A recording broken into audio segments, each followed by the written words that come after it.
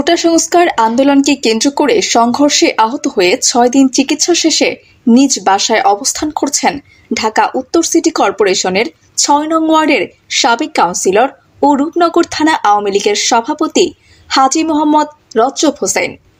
তিনি গত শুক্রবার বিকেলে রাজধানীর মিরপুর ইনডোর স্টেডিয়াম জিংজিয়ান এর সামনে কোটা সংস্কার আন্দোলনকারীদের রোষানলে পড়ে তার শরীরের কোমরের অংশের হাড় ভেঙে যায়।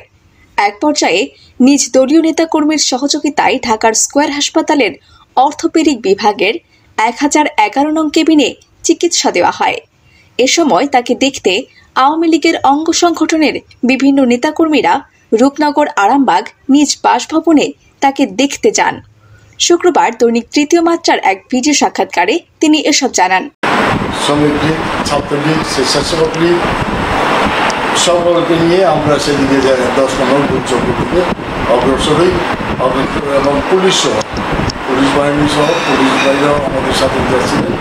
আমরা সেখানে গিয়ে তখন যে তাদেরকে সেখান থেকে যে যারা বিএনপি জামাত এবং বিহারি লোকজন তাদেরকে এখান থেকে উৎখাত করে আমরা যখন ব্যাগে আসতেছি, আসার পরে যে যার যার মতো করে আমরা চলে গেছে আমাদের নেতাকর্মীরা যার যার স্পটে। তখন সেখান থেকে আমরা এসে ইনডোর স্টেডিয়ামের দিকে আসছি।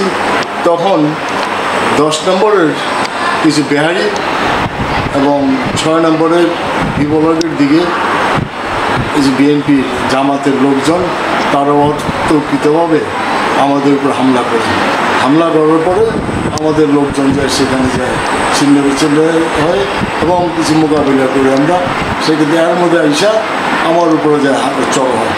হামলা করার পরে তখন আমি যাই সেখানে যাই পাটকেলের খেয়ে আমি যাই সেখানে পড়ে যাওয়ার পরে তখন দেখি আমি আর উঠতে পারতেছি না। সবাই যাওয়ার করতেছে। আজকে দেখেন, আজকে এই যে দেশের যে উন্নয়ন, এই উন্নয়নটা তো আওয়ামী লীগ করছে, মাননীয় প্রধানমন্ত্রীর যে তখন যে করা, কারণ এই প্রধানমন্ত্রী তো জনগণের জন্য করতেছে। এইটা আজকে যাই বিএনপি জামাত তারা যায় আজকে দেশকে ধ্বংস করার জন্য এই নৈরাজ্য সৃষ্টি করতেছে। এই ধ্বংস যে আজকে বাংলাদেশের যে উন্নয়নের অর্জন সারা বাংলাদেশে, সেই উন্নয়নকে তারা যে বাধাগ্রস্ত করার জন্য জ্বালাও পুরো সারা বাংলাদেশের মধ্যেই তারা যে উন্নয়নকে টার্গেট করে তারা সেই উন্নয়নগুলিকে আজকে জ্বালায় পুড়ে আজকে যে তছনছ করে দিয়েছে। এবং কারাগারের মতো জায়গা, সেই কারাগারকে তারা যা লুট করে তারা যায় তখন যে সেখান থেকে যায় 650-র উপরে আসামি তারা যায় সেখান থেকে ছাড়াই নিছে, পালায় গেছে। পুলিশ বাহিনীদেরকে পুলিশ, র্যাব, আনসার, পিডিবি তাদেরকে যেভাবে যায় টার্গেট করে তাদেরকে হত্যা করা হয়েছে।